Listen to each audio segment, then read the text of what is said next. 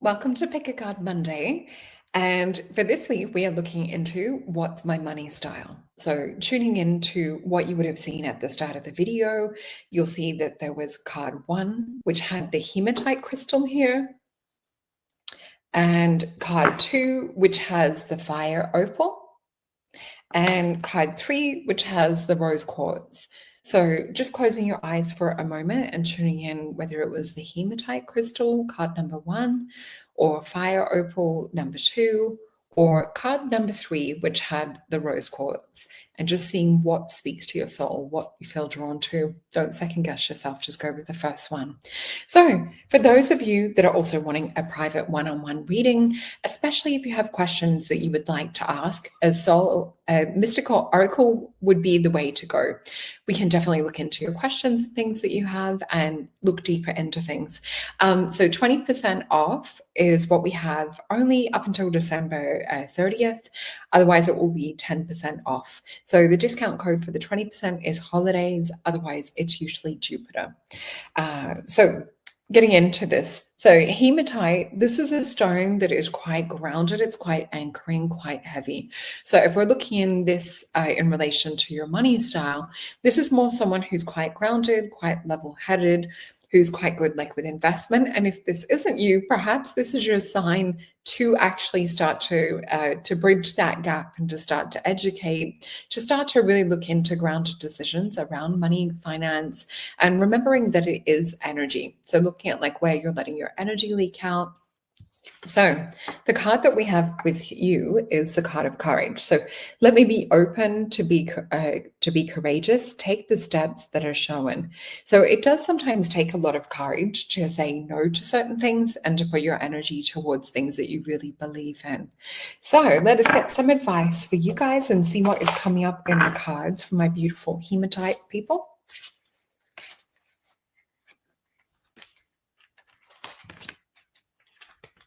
So I just get the word investment as I'm touching on these cards as well. So it might be to look at what you're doing in terms of investments. I do feel that we keep getting this level-headed type energy come up as well. So really looking into what you're doing on a solid 3D physical, where your money is actually going. So let's flip these cards over. Ace of Coins. This is definitely getting more ideas around like where you can put your investments in different things. You might even have some of these investments coming into fruition. Now, this is not financial advice. This is purely for entertainment purposes. So Ace of Coins and the Four of Wands. So this is completion, or some of your investments perhaps coming into fruition or completion. This Four of Swords is a card to do with truce or kind of like meeting in the middle. So I would have a look into if some of yours have come into maturation, some of your investments, and whether there's going to be extra growth with some of them. So just really looking at, am I going to get more bang for my buck, having my investments in certain categories or certain, whether it's stocks or coins or different things. Four of Swords, this is a card of healing as well, or a card of meditation to go deeper within, to see what to do around your investments. So perhaps some of you might be feeling guidance coming in from your higher self, or even a gut feeling, because you guys did have hematite. So this is trusting your gut, trusting like that deep feeling. There might be some feeling of movement. We do have the Star card as well, which symbolizes hope. It symbolizes the age of Aquarius and a shifting of the time. So I would readdress and look at where you want to put your investment for these new coming times. That's the answer that I have for you guys and your money style. So hope that helps. Let me just pop this aside. And we will look into card pile number 2, which was the fire opal. So when choosing the crystals to go with this, the energy that I felt with your money style was more of kind of like a firecracker, like what's shiny, what's sparkly, what's exciting, where do I want to feel? I want to put my fire and my energy right now. So just making sure that like that you are thinking ahead, or perhaps like saving for, for things in particular. I did feel there was like a bit of an exhaustion of like money energy, or a little bit of it sort of flitting through the fingers. The card that we have is the energy of grounded, which is interesting because we had the hematite for group number 1. So perhaps group number 2 can learn a bit from group number 1. And also reading this in terms of, if you are quite grounded, having a look at perhaps having a little bit of fun, or channeling a little bit of this firecracker energy too. So we can also look at it that way. But many of the most evolved beings on earth are regular folks living with joy, dignity, and courage. But essentially, this is just an energy about staying grounded, which we need when we're working with this beautiful fire opal, not being too distracted. So let's get a message for group number 2. Remembering I do offer personal one-on-one consultations. Just also going to masonjupiter.com, and you can use the discount code Jupiter to save 10%.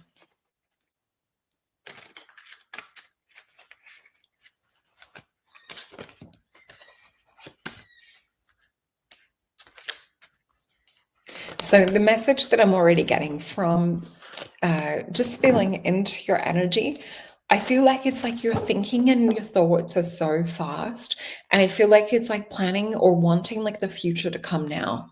There's not so much of a being in the present moment and being in the now. So this is perhaps about taking advice from this beautiful holy cow that we also have on this card, and really coming into the moment, being grounded, taking time to, let the butterflies land on you, be amongst the grass, the daisies, to not be too further forward in the future. So I'll just flip these over.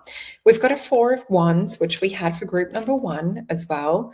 This definitely looks like it's planning on changing things. So there's something about what you've been doing that perhaps isn't working with the fire energy. So this is Aries. Aries is often the first out of the gate. If it's racehorses, they're wanting to do things instantly. They're wanting instant result. They've got a craving, an itch that needs scratching. And sometimes it's through that spending that you'll get that dopamine hit. So just have a look on like how that's been working for you.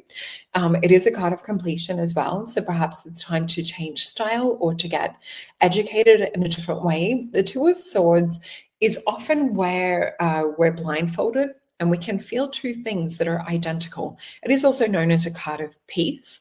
So I would say this is about regulating your nervous system, looking to other solutions instead of a dopamine hit through finance and through spending.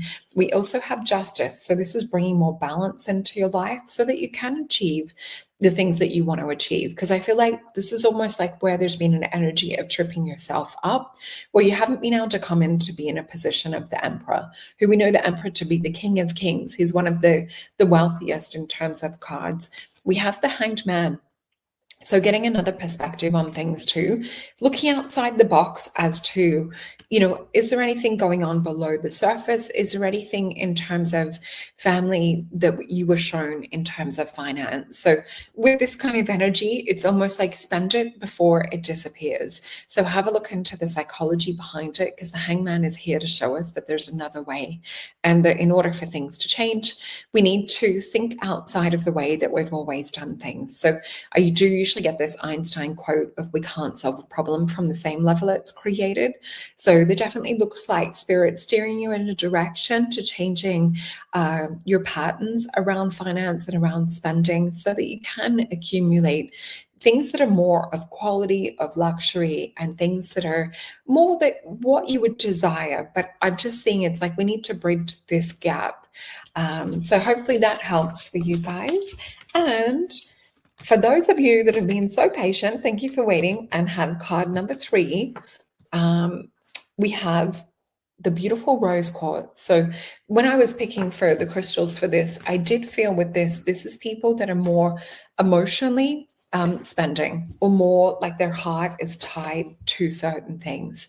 So this might also be more of kind of where we've got like a lot of little trinkets around, or things that it's like your heart just feels like, oh, I have to have that, or it's making me happy, or it's making me feel uplifted. Or even if we talk about it in terms of food, that little piece of sweetness that just like makes you feel a little bit better in the moment. So it is a little bit similar to group number 2 with a little bit of dopamine hits and things like that. Let's flip this card.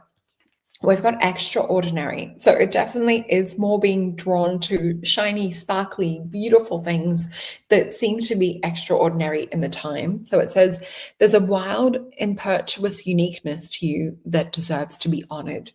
So maybe this is also about seeing this value and worth and the shininess and the sparkliness that you have, and not having to look outside yourself to sort of fulfill that gap or void. Let's get some cards around your spending style.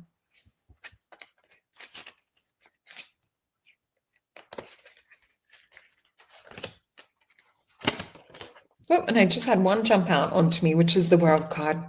So this is talking about, in order to start a new cycle around your spending style, we have to understand and finish off and close off from the other. This is Taurus energy. So Taurus does rule finance. It is a Venus energy as well. So it is the love of art, of music, of beauty, of fine things. It really does govern having beautiful things around you and having a beautiful house, a beautiful living space. Let's flip over these other cards. So we have an 8 of Cups. So there might be an energy of feeling stuck. 8 of Cups is where we feel like weighed down by stuff. I would encourage you guys to perhaps clean the closet, make things a lot lighter, do like a bit of a purge. Only have the things around that do have this Taurian sort of energy. What sparks joy? What makes you feel really happy? And I do feel maybe put this investment towards, or money that you receive from this clutter clearing, perhaps put it into maybe a savings account or something in regards to future, because 8 of Wands, we don't want this to stop you from achieving your goals. 8 of Wands is where things are sort of cycling out of control. So do assess and look at your patterns, look at your spending, look at most of your things an emotional investment. Let me just get you 2 more cards. We have Ace of Coins. Spirit is trying to give you a new way to spend, and I think we've had this for every single card 1 and 2 and 3 at the moment. So on a collective level, we're going through a completion energy. We're finishing off the way that we used to be. 4 of Wands is spiritual alignment. So also look into or a marriage energy. So I might be also discussing or looking at this within a relationship or within a marriage. But Ace of Coins, there's new finance that wants to come into you guys.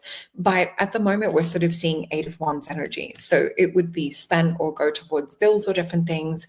The money energy wants to flow in to be in your hands and to be in your home.